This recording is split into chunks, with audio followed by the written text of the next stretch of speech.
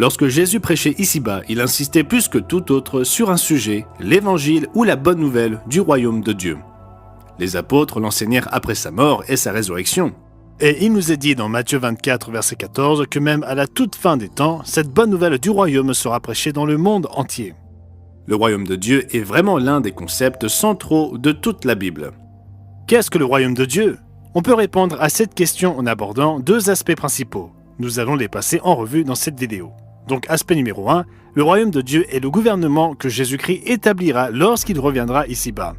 Le deuxième chapitre de Daniel décrit un royaume qui viendra littéralement sur terre dans le futur. Dieu inspira Daniel à interpréter le songe du roi Nebuchadnezzar concernant une célèbre statue dont les différentes parties symbolisaient des empires humains à travers l'histoire. La tête d'or représentait l'empire babylonien, la poitrine et les bras d'argent représentaient l'empire médo-perse, le ventre et les cuisses de bronze représentaient l'empire gréco-macédonien, les jambes de fer représentaient l'empire romain, et les pieds et les orteils de fer mélangés à l'argile représentaient une renaissance future de l'empire romain.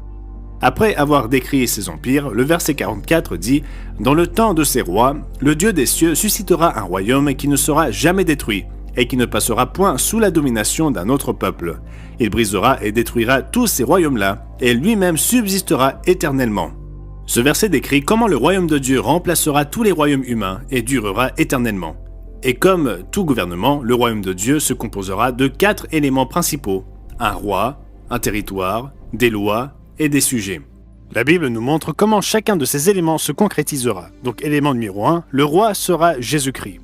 Le prophète Ésaïe prophétisa sur le gouvernement à venir que le Christ établira et sur lequel il régnera. Car un enfant nous est né, un fils nous est donné, et la domination reposera sur son épaule. On l'appellera admirable, conseiller, Dieu puissant, Père éternel, prince de la paix. Donner à l'empire de l'accroissement et une paix sans fin au trône de David et à son royaume, l'affermir et le soutenir par le droit et par la justice, dès maintenant et à toujours. De nombreux autres passages décrivent Jésus régnant en tant que roi dans un gouvernement structuré. Il sera appelé roi des rois. Le début du royaume de Dieu sera proclamé lorsque la 7e trompette retentira, comme le décrit Apocalypse 11, verset 15. Le 7e ange sonna de la trompette, et il y eut dans le ciel de fortes voix qui disaient « Le royaume du monde est remis à notre Seigneur et à son Christ, et il régnera au siècle des siècles. » Dans la structure du gouvernement divin, les vrais saints de Dieu régneront sous la direction du Christ et de ses apôtres à la résurrection. Un aspect intéressant de la structure du royaume du Christ est la façon dont certains serviteurs de Dieu seront placés dans le gouvernement. Par exemple, dans Matthieu 19, verset 28, Jésus dit aux 12 apôtres qu'ils gouverneront sous son autorité, chacun gouvernant l'une des 12 tribus d'Israël. Bien que nous ne puissions pas l'affirmer de manière dogmatique, Abraham, connu comme le père des fidèles et héritier du monde, régnera directement sous le Christ ici-bas. Cela correspondrait au modèle de Dieu. Certains versets indiquent que David régnera probablement sous Abraham, mais au-dessus des 12 apôtres en tant que roi d'Israël. En fait, dans Ézéchiel 37, nous lisons à propos d'un Israël unifié à cette époque, « Mon serviteur David sera leur roi ». Plusieurs milliers de saints à travers l'histoire, dont peut-être vous aussi, serviront dans le royaume du Christ, probablement dans des postes au-dessous des serviteurs de Dieu tels que Abraham, David, Daniel et les 12 apôtres. La parabole de Luc 19 indique que les saints se verront confier différents domaines de responsabilité, comme la gouvernance sur 5 ou 10 villes. Ce qui nous amène à l'élément constitutif suivant d'un royaume, le territoire. Élément numéro 2, le territoire sera sur terre. Les versets 9 à 10 d'Apocalypse 5 décrivent un cantique au sujet des saints de Dieu qui dit que « Tu as fait d'eux un royaume et des sacrificateurs pour notre Dieu, et ils régneront sur la terre. » Apocalypse 2, verset 26 révèle que le Christ donnera aux vainqueurs autorité sur les nations. Matthieu 5, verset 5 explique que les humbles hériteront la terre. Le prophète Zacharie fut inspiré pour écrire « L'Éternel sera roi de toute la terre ». Zacharie 8, verset 3 et Ésaïe 2, verset 3 montrent que le Christ régnera à partir de Jérusalem. Dieu inspira également plusieurs de ses serviteurs à prophétiser sur la paix, la santé et la prospérité que le royaume du Christ apportera sur cette terre. Ésaïe décrit que les déserts fleuriront comme des narcisses, que les aveugles verront, que les sourds entendront, que les muets chanteront et que les boiteux bondiront comme des cerfs. Michée entrevoit que les nations transformeront leurs armes en outils agricoles, qu'elles n'apprendront plus la guerre et que chacun s'assiera en paix sous son propre figuier. Amos fut inspiré pour écrire qu'il y aura une telle abondance que le laboureur suivra de près le moissonneur qui récoltera la récolte précédente. Toutes ces bénédictions deviendront possibles grâce à la connaissance du seul vrai Dieu, laquelle couvrira la terre entière, et à cause de cela, il ne se fera ni tort ni dommage sur toute la montagne sainte de Dieu, une métaphore du royaume. L'élément constitutif suivant d'un royaume est en grande partie l'élément qui engendrera une utopie pour l'humanité. Élément numéro 3, les lois du royaume seront les lois de Dieu. Ésaïe 2, verset 3 explique qu'après le retour du Christ, les lois de Dieu seront diffusées dans le monde entier à partir de Jérusalem. Des peuples s'y rendront en foule et diront « Venez et montons à la montagne de l'Éternel, à la maison du Dieu de Jacob, afin qu'il nous enseigne ses voies et que nous marchions dans ses sentiers. Car de Sion sortira la loi et de Jérusalem la parole de l'Éternel. » Les lois de Dieu, elles ont toujours décrit son mode de vie et son caractère et résument même une grande partie de la Bible. Jésus explique que toutes les lois de Dieu sont fondées sur 2 grands principes. Tu aimeras le Seigneur ton Dieu de tout ton cœur, de toute ton âme et de toute ta pensée. Tu aimeras ton prochain comme toi-même. De ces 2 commandements dépendent toute la loi et les prophètes. La Bible montre que ces 2 grands principes sont la base des 10 commandements.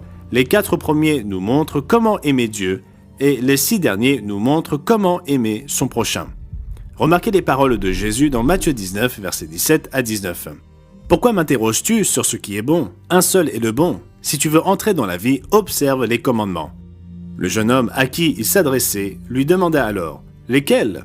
Et Jésus répondit « Tu ne tueras point, tu ne commettras point d'adultère, tu ne déroberas point, tu ne diras point de faux témoignages, honore ton père et ta mère, et tu aimeras ton prochain comme toi-même. » Jésus expliqua que pour entrer dans la vie, c'est-à-dire pour obtenir la vie éternelle dans le royaume de Dieu, le jeune homme devait observer les commandements, puis il énuméra plusieurs des 10 commandements. 1 Jean 4, versets 8 et 16 explique que Dieu est amour, et dans le chapitre 5, verset 3, nous voyons que ces lois décrivent son amour. Car l'amour de Dieu consiste à garder ses commandements, et ces commandements ne sont pas pénibles. Nous connaissons le dirigeant, le territoire et les lois du royaume de Dieu. Maintenant, qui en seront les sujets? Élément numéro 4. Les sujets du royaume seront des êtres humains. Au cours des événements de la fin des temps décrits dans l'Apocalypse, la majorité de l'humanité mourra. Apocalypse 6, verset 8 dit que les 4 cavaliers tueront un quart de la population de la terre, et Apocalypse 9, verset 18 dit qu'un autre tiers de l'humanité sera tué par certains fléaux. Mais une partie de l'humanité survivra aux terribles événements décrits dans l'Apocalypse, comme l'explique Zacharie 14 et verset 16. Tous ceux qui resteront de toutes les nations venues contre Jérusalem monteront chaque année pour adorer le roi, l'Éternel des armées, et pour célébrer la fête des tabernacles.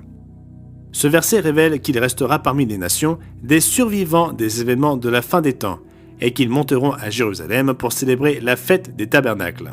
Ésaïe 2, versets 2 à 4 explique également comment les survivants de toutes ces nations apprendront la voie de vie de Dieu ici-bas. Le royaume de Dieu décrit le gouvernement que le Christ établira et sur lequel il régnera à son retour. Et comme tout gouvernement, le royaume du Christ comprendra 4 composantes principales dans lesquelles il régnera en tant que roi sur la terre. Ces lois y seront appliquées au service des êtres humains vivant sous ce gouvernement. Mais le royaume de Dieu décrit plus que le gouvernement de Dieu, car il est au cœur de la raison pour laquelle Dieu créa l'homme, ce qui nous amène au 2e aspect principal. L'aspect numéro 2 est « Le royaume de Dieu décrit la famille de Dieu dans laquelle les saints naîtront lors du retour du Christ. » Dans le chapitre 3 de Jean, Jésus expliqua que si un homme ne naît de nouveau, il ne peut voir le royaume de Dieu. Et si un homme ne naît d'eau et d'esprit, il ne peut entrer dans le royaume de Dieu. Mais il ne s'arrête pas là, il continua à expliquer au verset 6 « Ce qui est né de la chair est chair, et ce qui est né de l'esprit est esprit. » Le gouvernement que Jésus établira lors de sa seconde venue sera composé de tous les saints, les vrais serviteurs de Dieu à travers les siècles, qui naîtront dans la famille de Dieu à la résurrection en tant qu'êtres composés d'esprit, comme Dieu et Jésus-Christ. Paul l'explique ainsi dans 1 Corinthiens 15, connu sous le nom de chapitre sur la résurrection. Ainsi en est-il de la résurrection des morts. Le corps est semé corruptible, il ressuscite incorruptible. Il est semé méprisable, il ressuscite glorieux. Il est semé infirme, il ressuscite plein de force. Il est semé corps naturel, il ressuscite corps spirituel. S'il y a un corps naturel, il y a aussi un corps spirituel. Et quelques versets plus loin, il dit « La chair et le sang ne peuvent hériter le royaume de Dieu. Notez ce point important. Les êtres humains physiques ne peuvent hériter ou entrer dans le royaume de Dieu. Et la corruption n'hérite pas l'incorruptibilité. Voici, je vous dis un mystère. Nous ne mourrons pas tous, mais tous nous serons changés, en un instant, en un clin d'œil, à la dernière trompette. La trompette sonnera, et les morts ressusciteront incorruptibles, et nous serons changés. Car il faut que ce corps corruptible revête l'incorruptibilité, et que ce corps mortel revête l'immortalité. Paul expliqua que les êtres humains physiques ne peuvent pas hériter le royaume de Dieu. Les saints qui ont vécu à travers l'histoire naîtront dans la famille de Dieu lors du retour du Christ à la dernière ou septième trompette.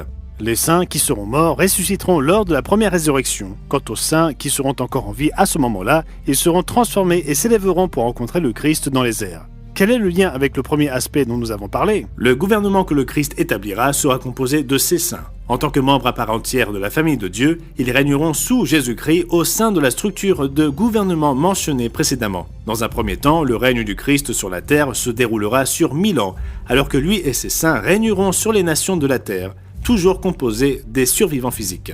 Après le millénium, les êtres humains ressuscités lors de la seconde résurrection auront aussi cette possibilité de naître dans la famille de Dieu en tant qu'êtres spirituels et éternels et d'hériter le royaume de Dieu.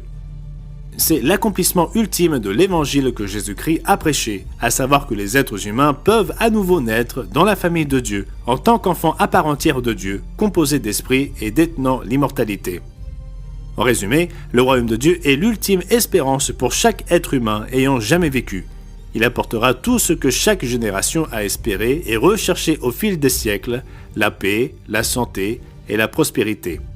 C'est sur ce point que Jésus-Christ se concentra le plus durant tout son ministère physique. De même, ses disciples ont continué à prêcher tout au long du Nouveau Testament, et c'est ce que son Église prêche encore aujourd'hui.